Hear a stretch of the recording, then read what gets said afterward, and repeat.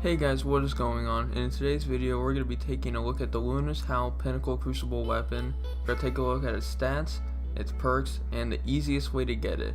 Now let's get into the stats.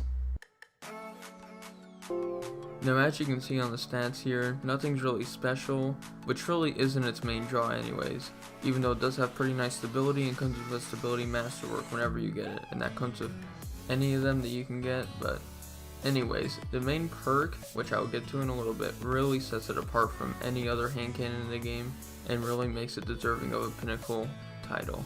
Now, let's get into the special perks that really make this weapon feel great. Now as you can see here, the main perk is called Magnificent Howl. Landing 2 headshots will give you a brief period of bonus damage or until you miss the next shot. So, it just only lasts for one shot, which is all it needs to be. Because what it means is that, combined with its 180 rounds per minute archetype, it can 3-shot headshot.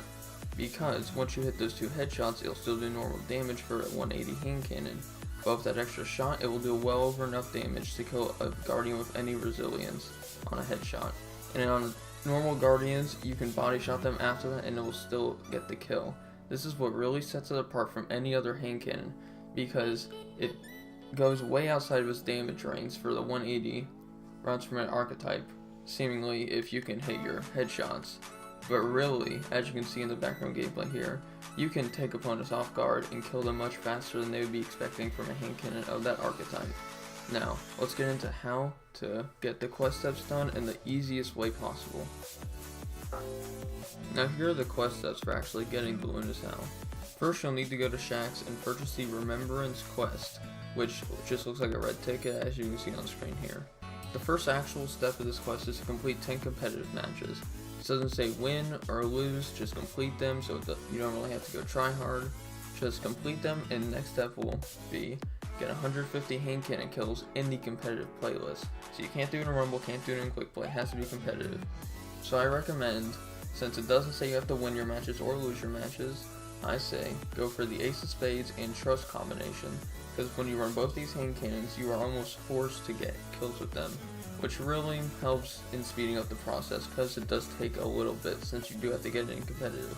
So go for respawn game modes, because you can get the most kills in a match with those. The next step is to get through 200 solo kills in competitive, also only in the competitive playlist.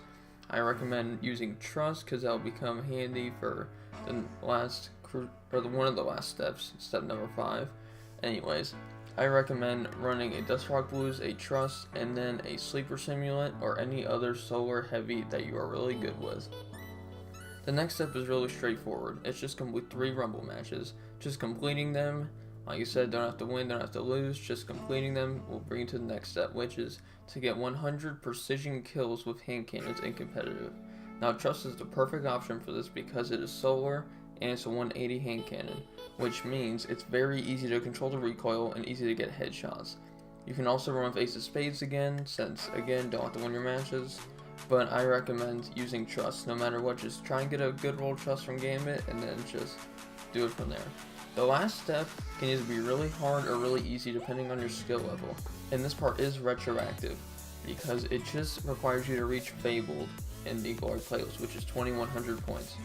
Now, if you had this before getting this quest step, you'll be done. Just return the Shaxx and you'll get your reward. But if you don't, then you will have to grind all the way up to there just to receive it. This part probably takes the longest if you're not a skilled player, but just remember, if you lose a match, then win a match, you will still come out positive in gaining points because you get more points for winning than you do for losing. So eventually you will get it, it just takes a while. And since they removed losing streaks from the game, that helps a lot in speeding up the process. Now, let's get into my final thoughts on this weapon. Overall, I think this is a very good weapon to use once you do get it. In my personal opinion, I will not be using it in Quick Play because for Quick Play I'd rather use more fun loadouts than this, because this is strictly going try hard. Like if I'm in a pinch and comp, I'm definitely using this weapon. Now good weapons to pair with this are the Dustrock Blues, obviously, because 90% of the people using this weapon run Dustrock with it. But another very good option is a Bite of the Fox from the Iron Banner if you have one that has Snapshot, because you can instantly do a body shot on the sniper and clean him up a headshot from the Lunas. It's very effective, and I will probably use that whenever I do eventually go in the comp again and use this, because I'm taking a break right now because I just did a very long grind for this weapon.